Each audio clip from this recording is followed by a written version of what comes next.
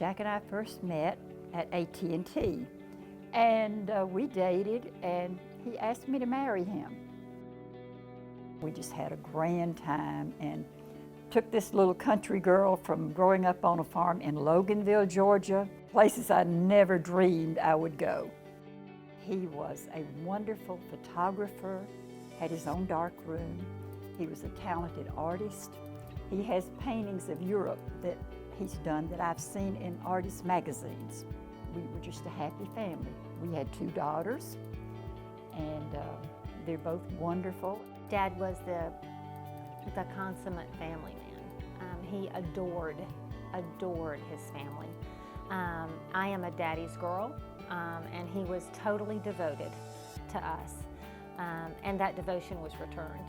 About 12 years ago, I noticed a change in his behavior, and the surgeon checked him out, and he said, "I need you to go to a neurosurgeon, but I believe that you have the early stages of Parkinson's."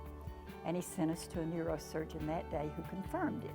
And then he had to give up driving, and it was just started to be downhill and downhill. And then I was so worried about him falling.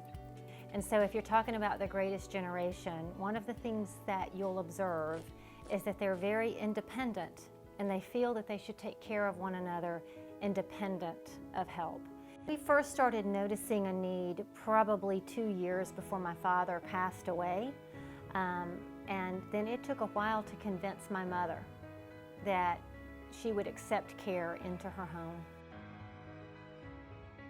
There was nobody that cared for him that he trusted more than Mac Murphy. I became a comfort keeper because I was in school and I wanted to find a job where I could help people, and that was very important to me.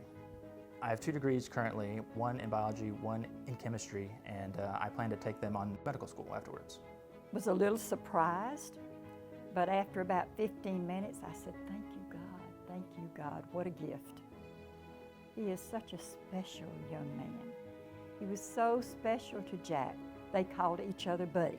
And you know, on the days when my dad could barely open his eyes and I would be with him and Mac would show up, I would lean down and whisper in his ear, "Daddy, your buddy's here," and he may not be able to open his eyes and look at Mac, but he could always smile.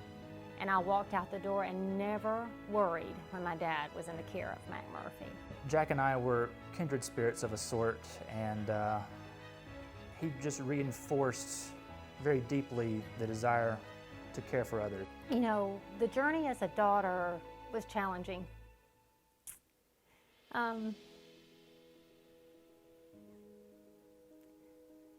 Excuse me. There was a period of time I had to stop being a daughter and be my dad's caregiver.